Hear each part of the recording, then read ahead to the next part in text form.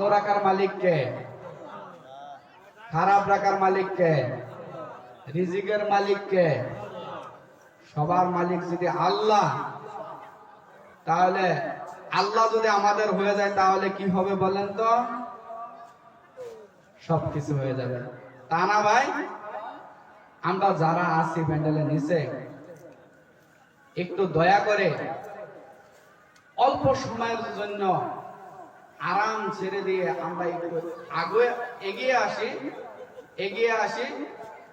এগিয়ে আসলে মজলিসটা সুন্দর হবে ইনশাআল্লাহ। ভাইয়েরা আমার, আপনাদের ক্ষেত্রে আমার অনুরোধ, একটু জমে বসেন। ভাইয়েরা আমার, আমরা জানি আমরা একমাত্র আল্লাহর বান্দা, আর কাউকে বিশ্বাস করি না। There is no God but one Allah. আমি গজলের মধ্যে বলেছি, সেখানে কোনো ভগবান নেই, কোনো ঈশ্বর নেই, কোনো কিচ্ছু নেই, কোনো দেব দেবী কিচ্ছু নেই আমার সম্মুখে। একমাত্র আমার রব কে? আল্লাহ। আমাকে পালনেওয়ালা কে? এই তো, আর ওয়াজ কিসের জন্য লাগে? হয়ে গেল। এই কথা যদি বিশ্বাস করি আর নবীকে যদি বিশ্বাস করি, তাহলে আমরা কি বলেন? তাহলে আমরা কি? লা ইলাহা ইল্লাল্লাহু মুহাম্মাদুর রাসূলুল্লাহ, এটার অর্থ জানেন? আমি একটু আলোচনা করব, আমি এরকম বক্তা না ভাই, একটু আলোচনা করব। লা ইলাহা ইল্লাল্লাহু মুহাম্মাদুর রাসূলুল্লাহ, এটার অর্থ জানেন? জীবন ভরা তো কলিমা কইলেন, আউয়াল কলিমা, দুসরা কলিমা কইলেন, কিন্তু কোন আলেমের সঙ্গে জিজ্ঞাসা করছেন যে লা ইলাহা ইল্লাল্লাহ মুহাম্মাদুর রাসূলুল্লাহ এটার অর্থ কোন হুজুর? আজকে আপনাদের কাছ থেকে অর্থ শিখব। আমি যে বললাম there is no God but one Allah, the prophet Muhammad Mustafa sallallahu alaihi wasallam messenger. এখানে কোনো আল্লাহ নাই, আল্লাহ ব্যতীত এখানে কোনো মাবুদ নাই, আর মুহাম্মদ সাল্লাল্লাহু আলাইহি সাল্লাম আল্লাহর প্রেরিত রাসূল, এটার অর্থ হয়েছে। ভাইরা আমার, আজ আমরা দিনকে ভুলে গিয়েছি, তাই কিনা ভাই? বলছে কি বলছে না? ঘুমিয়ে গেলে তো আমি ওয়াজ করতে পারবো না, আমি কার সঙ্গে ওয়াজ করব? আপনারা একটু কথা বলবেন। আমি আপনাদের ছেলের মতন, আমার যদি কষ্ট হয় আপনাদের কথা না বলেন তাহলে আমি বলতে পারবো ভাই, বাবা আমার, বলতে পারবো না। ভাই আমার, আল্লাহ পাকে এই দুনিয়া সৃষ্টি করে, দুনিয়াটা যেটা সৃষ্টি করেছে, করে যে আদমকে পাঠাইছে, সেই সম্পর্কে আপনাদের কিছু জ্ঞান আছে? আল্লাহ পাকে দুনিয়াকে যে সময় সৃষ্টি করব,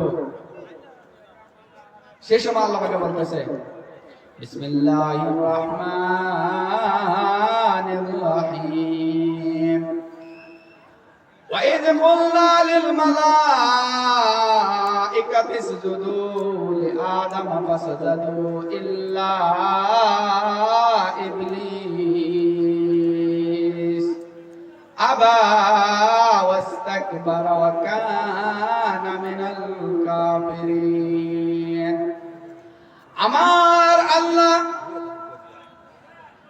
যখন মানুষকে সৃষ্টি করলো,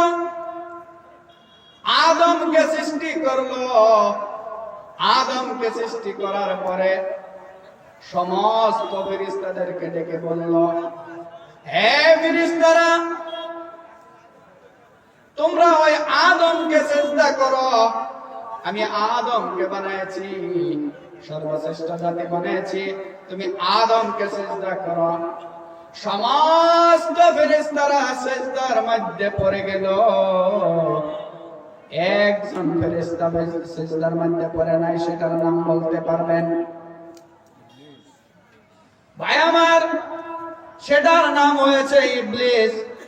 সেই ইবলিস আদমকে সিজদা না করার কারণে আল্লাহ পাকে ওই ইবলিসকে জাহান্নামী করে দিয়েছেন, সে কখনো জান্নাতে প্রবেশ করতে পারবে না। ভাই আমার, আজ আমাদের জামানার মধ্যে এই ইবলিসের খালাতো ভাই, চাচাতো ভাই, ফুফাতো ভাই এগুলো আছে কি আছে না ভাই? একটু বলেন, জুড়ে বলেন, আছে কি আছে না? যদি না দেখবো, আজ এত সুন্দর করে প্যান্ডেল সৃষ্টি করেছেন, প্যান্ডেল তৈরি করেছেন, আজ মানুষের সংখ্যা কিছু কম, হয়তো প্যান্ডেল প্রায় ভরে যাইতেছে, আসবে। ভাই আমার, আজ আমাদের যে ইংলিশের খালাতো ভাই, চাচাতো ভাই, ফুফাতো ভাই, ওই আমাদের যুবককে কি করছে, কানে কানে বলে দিয়েছে ওইখানে যায় না, ওখানে গেলে তোমার গুনাহ মাফ হয়ে যাবে। ভাই আমরা শুনে নেই, এই মজলিসের মধ্যে বসার সঙ্গে সঙ্গে আপনার আমার জীবনের পিছনের গুনাহটাকে আল্লাহ পাকে মাফ করে দিয়েছেন। জোরে বলেন সুবহানাল্লাহ।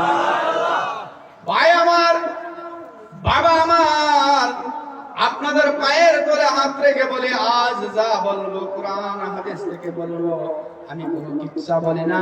আমি আপনাদের মতন নবপ্রজন্ম একজন যুবক।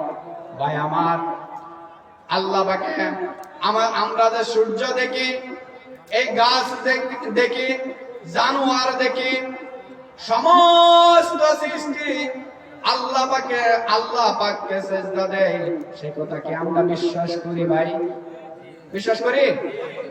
আমার কথা বলি বুঝতে আসছেন না কঠিন হইতেছে?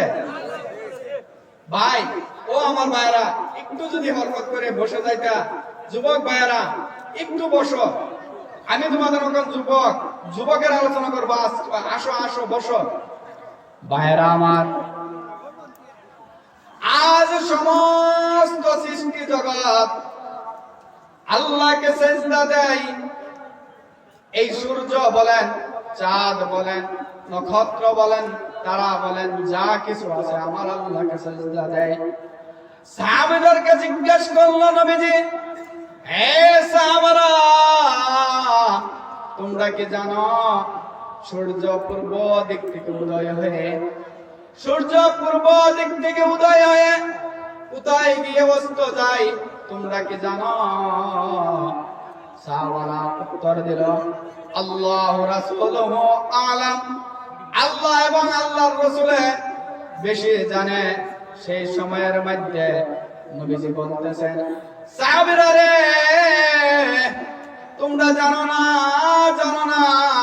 সূর্য পূর্ব দিক থেকে উদয় হয়ে পশ্চিম দিক গিয়া অস্ত্র গিয়া আল্লাহর কুদরতি পায়ের মধ্যে সিজদায় পড়ে থাকে। জোরে বলেন মারহাবা।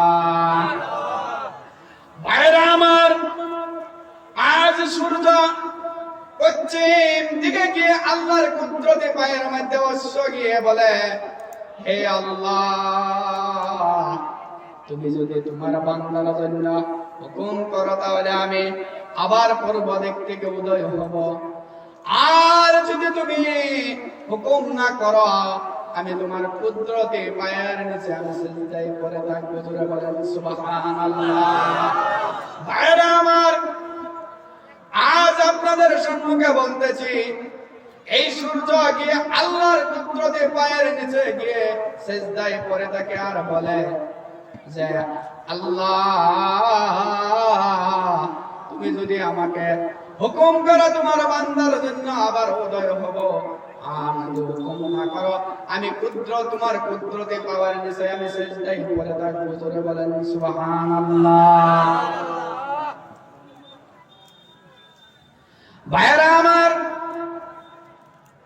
একদিন এরকম দিন আসবে, কিয়ামতের পূর্ব আলামত বলতেছি, সেই দিন সূর্য আর উদয় হবে না, আলো দিবে না। 6 মাস পার হয়ে যাবে। ভাইরা আমার, 6 মাস পার হয়ে যাবে, সূর্য আলো দিবে না। মানুষ বলবে সূর্যকে তার আলো হারিয়ে ফেলেছে, সূর্য আজ আলো দিচ্ছে না, সূর্যকে তার আলো হারিয়ে ফেলেছে। তখন আল্লাহ পাকে বলবে, সেই সময়ের মধ্যে সূর্যকে ডাক দিবে, সূর্য ওঠো। সূর্য পশ্চিম দিক থেকে উঠতে থাকবে। ভাইরা আমার, সূর্য পশ্চিম দিক থেকে উঠতে থাকবে, আর দক্ষিণ দিক থেকে একটি বাতাস আসবে।